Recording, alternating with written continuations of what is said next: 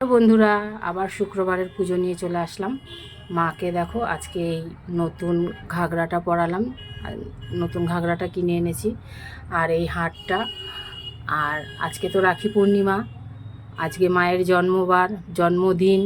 রাখি পূর্ণিমার দিনই মার জন্ম হয়েছিল, তাই আজকে একটা বিশেষ দিন আমার মা সন্তোষীর কাছে। তাই মাকে আজকে একটা নতুন ঘাগরা পরালাম, আর রাখিও এনেছি মায়ের সামনে দেব। এই দেখো, দুটো রাখি এনেছি, মায়ের সামনে দিলাম। এইবার মা এই রাখি দুটো নিয়ে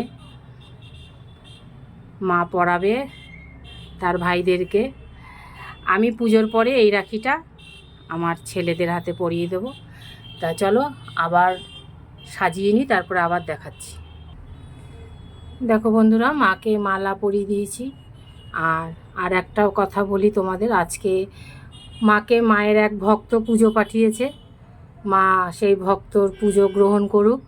আর মার কাছে বলবো, যেই ভক্ত মাকে পুজো দিয়েছে সেই ভক্তর পরিবারকে, সন্তান, স্বামী সবাইকে যেন সুস্থ রাখে, ভালো রাখে, এই কামনাই করি মায়ের কাছে।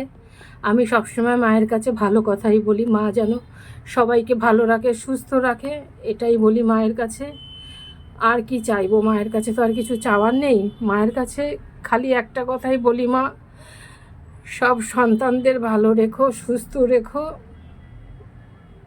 আর কিছু বলার নেই মা, আমার পুজো গ্রহণ করো, ব্যাস এই অবধি তোমার কাছে আমার চাওয়া পাওয়া।